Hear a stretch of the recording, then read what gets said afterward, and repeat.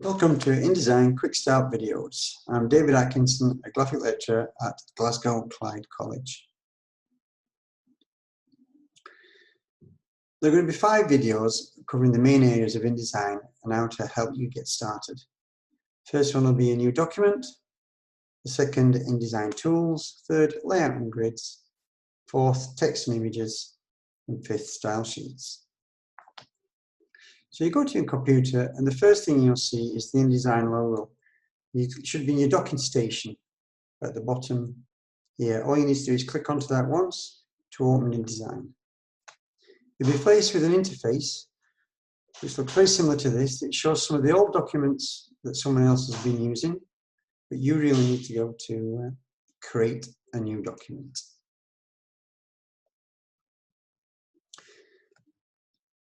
Then what we do is have a look at this little table here and we fill in the elements that we require. The first thing is we'll change the entitled 1, change that to new document.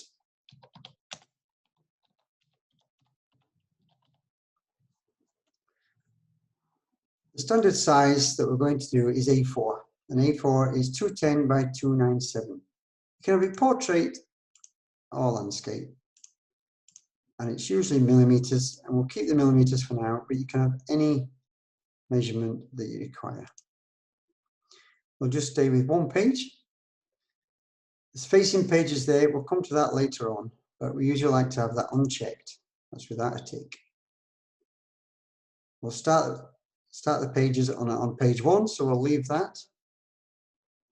Columns. Again, you can have as many columns as you require, but we'll leave it at 3. The gutter, column gutter, is the space between the columns. Again, you can have any space that you require. We'll leave that at 5. Margins, this is the area around your A4 page. You see at 10 millimeters, I'm going to change this to 8 millimeters. Can you see how they change together? The reason they change together is because of this link and this chain. If I uncheck that, we could have a different margin and column. I want to keep them the same at the moment, so I'll just click that chain. Bleed and slug. We'll look at these, but again, we don't really need these at this stage. We'll touch on these later on in the videos, but at the moment, you don't really need to concern yourself about them. So we'll close that off. We'll just double check that we've got everything there and everything's okay. We can change this at any stage, so it doesn't matter if you've got anything slightly wrong, we can change this at any time we want. We just click create. And your document appears there. Now what we've actually set up there is the grid. This is what we're talking about. This is your 8 millimeters, that's your 3 columns, and that's your gutter. It's important to realize that a lot of these rules don't print when you're printing. So if we go to the view, there's different views down here. If we go to the preview, you'll notice there's actually nothing on the page. If you printed that, it'd be a white page. So we've got nothing on the page at all. So that's one page that's set up and we're there and everything's okay. So what we need to do, I'll just show you. We'll click the type button and just put your name on here. I'm clicking and dragging, so we've got a type box. And we'll just put our name in there.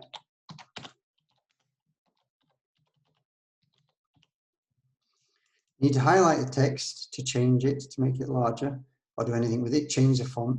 And you do that up here. The computer default is Mini and Pro for the font. It's 12 point in size. You can click there and change the type to any size you want. We could select a 24 point, or you could actually just key in any size you want. We'll put 45. You press return on the keypad. In the actual selection tool, if you just click the selection tool, that allows you to move the type around the page and change the size of the box. We'll make it smaller, so it's more manageable. Because you remember, if we go to this view again, that's all we've got on the page. So that's how you set a simple document up. I'll just give you a few more hints and tips. But look at the menu there. You can actually go and change these at any stage you want. So if we just go up to the top, we go to Layout, Margins and Columns. You see that's we set the 8 millimeters and the chain between the sides. Again, if we uncheck that, we do the left and right, 15 point or 15 millimeters. You can see how it changes and it moves in.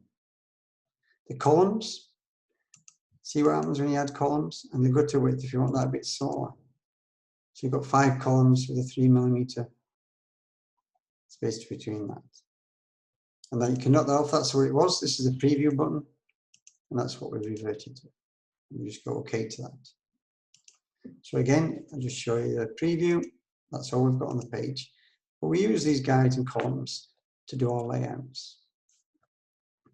We'll go to the menu over here. This is really what we're looking at. This is what we've set up as a page. So at the top, you click on page once, and you see that's our page. Now we set one page up, and it's important to realize that you can add and take away as many pages as you want. If we just click on at the bottom, you can add more pages. You can see they take on the 3 columns of our original grid that we set up. And if you double click onto your page, you go back to the first page. Double click on there, page 3, there's obviously nothing there. And you can just delete the pages just as simple. You can also do this if you go up to your layout at the top and pages. You can add pages, just add one page, or you can insert pages. Let's say if we just put 8, we have 8 pages. So we'll delete those, leave us with the one that we were after. So what I'll do now is just show you briefly how to get a spread. So we'll click onto one page again, and see we've got the 2 pages. What I want to do is move that page so one's side by side, and I can't do it. What you need to do is go to the 5 lines at the top and allow document pages to shuffle. You uncheck that. Highlight the page you want to move. This is page 2. Click and drag. You see that little line comes up, and then we have 2. And we see they're using 2 different grids, but we've got addable pages. Something else we just need to look at, which is quite interesting, is how you get rulers. You just click and drag, and you see the Y measurement at the top left hand side. I'm going to put that at, say, 100.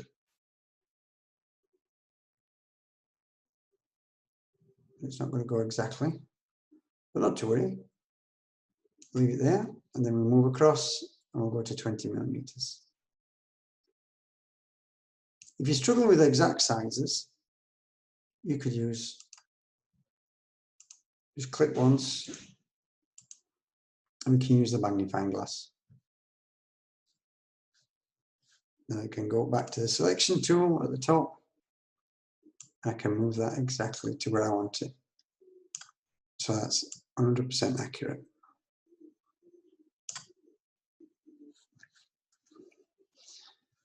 And then if you go to the view,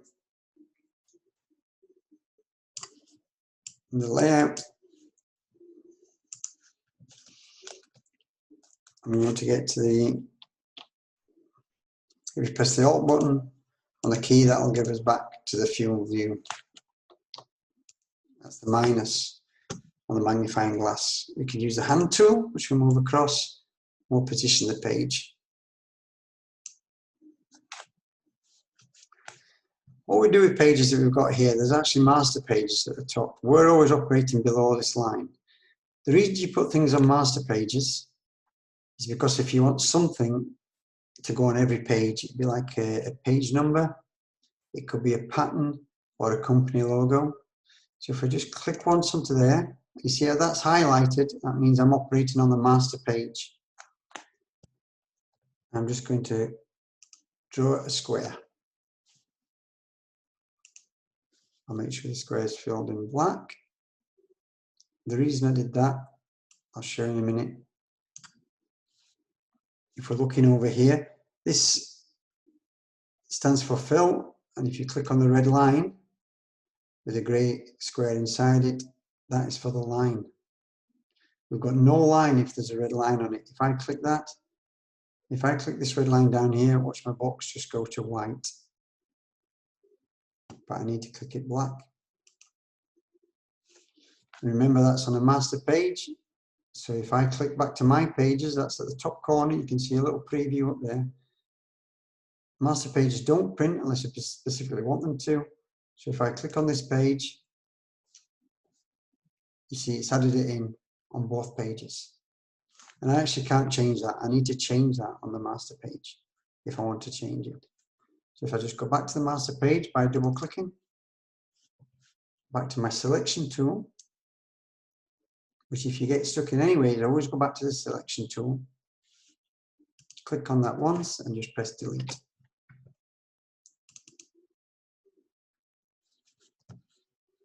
And there you have those pages. Again, I'm going to go to the hand tool that helps me move the pages across.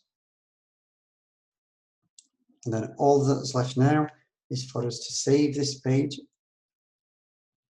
So just go File at the top, Save.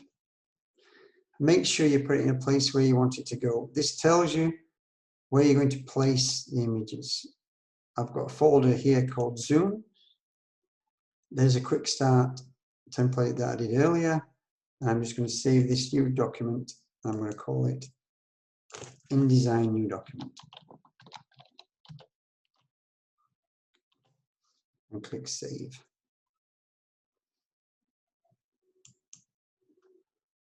And in our next video, we'll be discussing more about these tools in InDesign. Thank you for listening.